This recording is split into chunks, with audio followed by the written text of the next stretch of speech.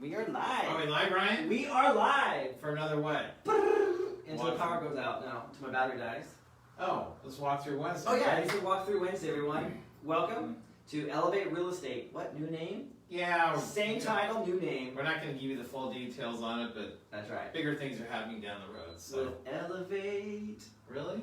Real Estate. Elevate? Yeah, there you go. Okay, there we go. So anyway, well, this is Ryan, I'm Ryan Nickel and with Bootstrap REI, but it's going to be switched over to Trouble Selling Your House and Elevate Real Estate. there we go. And I'm Randy Just, local realtor. What are we doing here?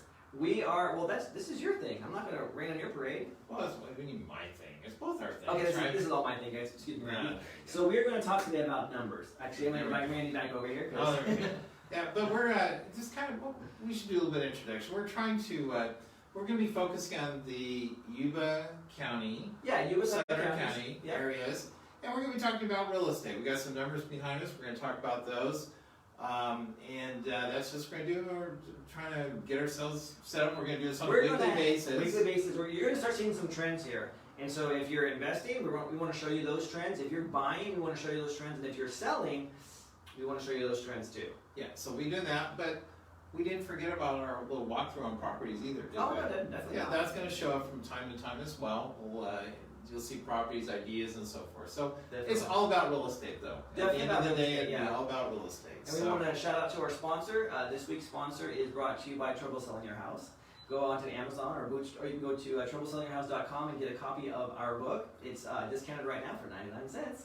And that's this week's sponsor. If you want to be a sponsor, contact us, and we can definitely help you with that. Yeah, we can hook you up with that. Yeah, and we got some slots for some people and exciting stuff. So, geez, Ryan, should we talk about the numbers and what's going on? Yeah, Randy, go ahead and take it away. Okay, what I'm going to do is, on our, from a realtor standpoint, we can pull these numbers up. They show up on our MLS system. We have like a little caption of what's happened over the last 24 hours in the marketplace. That's right. And this is what's going on. In 24 hours. Within 24 hours, this is what happens. And most of these are Sutter County and Yuba County. We do have some stuff in here from Colusa County properties. Sometimes a little bit of Nevada County is in here. Okay. But the majority of this activity is in Yuba and Sutter County. That's Northern California for those of you that don't know. North of Sacramento. If you're tuning in and you're not from Yuba, Sutter County, that's where it's at. Yeah, north of Sacramento is probably about the best way to put it. About an Not hour very north. far. Yeah. Yep. So, but one thing, we've been monitoring the numbers here for the last few days. Yep. And one thing that's happening here is, what do you see here, Ryan? New listings. The last few days we're brand new with this guy, so. Well, that's our first one, but we've been looking at the numbers. New listings is 15. That means within 24 hours, there's been 15 new properties that show up in the marketplace that are available for people to buy. That's right. So they showed up. We have back on market, meaning the property fell out of escrow for we don't know what reason. We'd have to research that further, but it came back on the market. There's a spider on me. What was that? I don't know, Ryan. We haven't used this room in quite some time. We've had actually price increases. You guys might find that surprising. That's crazy. Yeah, it's like, why are there price increases? Sometimes what happens is there's a lot of activity on a property, and they say, you know something, we've got 25 offers on this thing, we're gonna just go ahead and increase the price and put it back out there. And not accept any of those offers. Not accept any of those offers, start over again. That can happen. You all suck. We're not Yeah. gonna accept your offer. We do see price reductions there, so people say it's been too long in the market, no activity, let's go ahead and reduce the price. We have So continued. these people need to come talk to these people. Why do they have to do that, right? Well, not these guys, but the guys that were offering on the properties and they got kicked to the curb. Yeah, and then they it should go goes to on the these. price reduction. But That's these right. things might have been too high to begin with. That could have been true. And these could have been too low to begin with. That might be We true. don't know that. So contingents means, okay, I'm going to put here's an offer, but I have to sell my property first before I can Yeah, you know move what? forward the transaction. I saw a property yesterday. Actually, we were looking. My family and I were looking for a new house, and found a property because we have 5 kids. So it was a 5-bedroom. So I was like, oh, that's a perfect match for our family. And this house has been on the market for 121 days. My neighbor friend said, hey, this is a great property. You should take a look at it. I went and looked at it. It said pending, but it said contingent. And that just happened yesterday. So I think I know one of those 2 properties. You do. I do. Well, and there still could be hope for you because this could fall apart. Oh, it could be. Yeah, the other house doesn't sell. Now, let's talk about analysis here. This is probably the most surprising number we see out of the whole picture here. Alrighty. Compared to what we've been seeing happening the last few days. Pendings at 19. We So have this is pending in the last 24 hours. in the last 24 hours. It means that 19 homes went pending. I mean, there was a willing buyer, a willing seller. They came to a meeting of the minds, and they had an accepted offer, and that became a pending. And this number has gone up, and this number has gone up. Is there any way to see if this number plays into that number?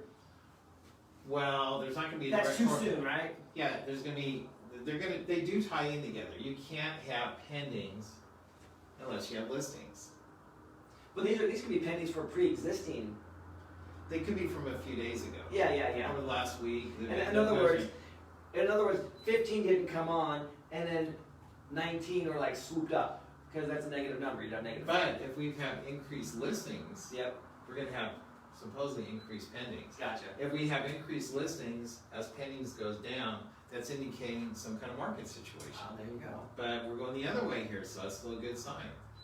And these have been staying about the same. We've pretty much been seeing about 6 to 7 solds within 24-hour period. So that's staying the same. But pendings will convert to solds. So within 30 days from now, most escrows are 30 days, folks. But if we look 30 days into the future, this should translate to that. There we go. So Or that. back on market, that could happen, Yeah. yes. And then expires, when somebody lists a home, they say, I'm gonna have the home listed for 90 days or 6 months or whatever, and after the 6 months goes by and the contract, it just simply expires. It disappears off the active area of the MLS, and it just marked expired. And then we have some inactive. Sometimes the seller of the property says, hey, I want to take this off the market temporarily or something, and so they go ahead and make that inactive. Ah, there you go. So, but let's delve into this a little bit here, Sure, Brian. let's do this. Okay, we have the virus going on. Everybody knows about the virus, right, Brian? Yeah, there. So we know about that. Actually, I need my beautiful mask. His wife made me just No. an amazing mask. It was really The cool. red, white, and blue. Red, white, and blue. That's right. So Stay true. Trump 2020. We got two sides of the aisle here. yeah, there we Yeah. go. Okay. Anyway, so we. The virus situation, we're going, oh geez, the market's going to fall apart. You've seen the doom and gloom headlines. I'm sure you folks have. What's going to happen? What's going to happen? Oh yeah. Well, actually, weirdly, things are actually improving from a real estate standpoint. Low inventory, lots of activity going on, multiple offers on the right properties. So it's actually, things are going pretty well right now. You said the right property. You could explain what that means for the people watching? Right property, typically your very best properties are move-in ready, good condition, ready to go. Properties that are overpriced, they're dated, they have issues, they have problems, those are not necessarily the right property.